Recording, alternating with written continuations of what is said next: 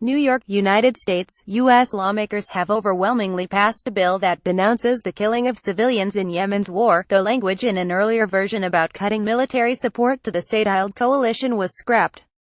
The latest version of the bill, which was adopted in a 366-30 vote late on Monday, laid out the House of Representatives' position on Riyadh's fight against Iran-backed Houthis, denouncing the rebels' role in destabilising Yemen and the region. A spirited debate over the measure shone spotlights on whether the U.S. should continue backing a campaign that hurts civilians, and whether the White House can bypass lawmakers and direct wars without their approval. This resolution will send a strong and needed message to all involved in this conflict that is causing so much human suffering. Ed Royce, the California Republican who chairs the House Foreign Affairs Committee, told lawmakers, "Some say the U.S. should distance itself from a long-standing military cooperation with Saudi Arabia, the UAE, and others.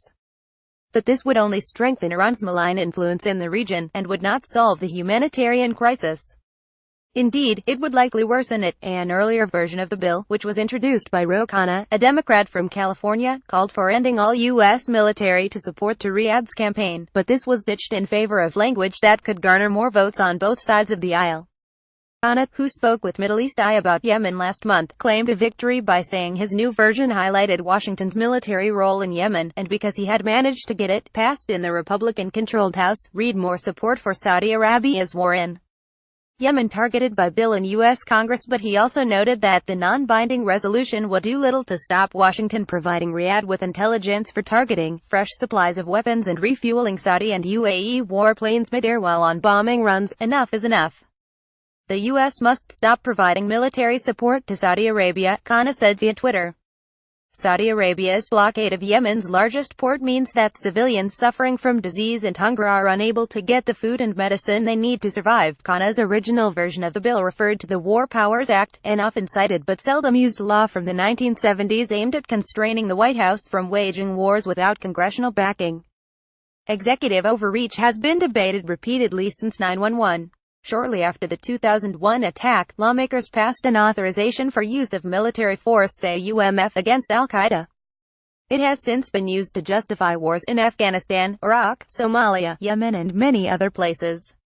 Khanna and other progressives noted this week that the new Yemen legislation featured a rare reference to Congress's role in determining whether or not Washington should be deploying forces overseas. To date, Congress has not enacted specific legislation authorizing the use of military force against parties participating in the Yemeni civil war that are not otherwise subject to the authorization of use of military force, the bill says. Khanna's bill is not the first time lawmakers have tackled Yemen's war. In June, the Senate narrowly voted to support a $510 million sale of precision-guided munitions to Riyadh, defeating a resolution to block the sale in a 47-53 vote.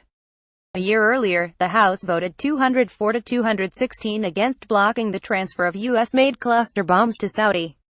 Saudi officials say they work to minimize civilian casualties and have accused the Houthis of using human shields. The Pentagon says it has tried to help the Saudis improve targeting in its Yemen campaign. President Donald Trump has repeatedly voiced support for Saudi and denounced its regional rival, Iran, though senior members of his administration have expressed concern over Riyadh's attempt to ostracize Qatar. Former U.S. President Barack Obama originally approved military support for Saudi, the UAE and other allies in a move that was widely viewed as a concession to Riyadh over Washington's 2015 nuclear deal with Tehran.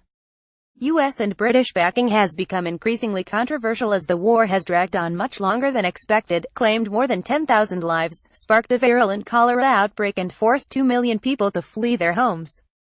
Aid groups have long warned of a humanitarian crisis, but calls grew louder last week after Saudi officials said they had closed all air, land and seaports in Yemen to stem what it said was the flow of arms to the Houthis from Iran. On Tuesday, the UN aid coordinator for Yemen, Jamie McGoldrick, urged the Saudiled coalition to open all Yemen seaports, saying 21 million Yemenis need help and 7 million of those are in famine-like conditions and rely completely on food aid. A coalition air raid on the airport in Yemen's capital, Sana'a, destroyed radio navigation equipment for aircraft and shut down the key transit center on Tuesday, further isolating the nation of 28 million people.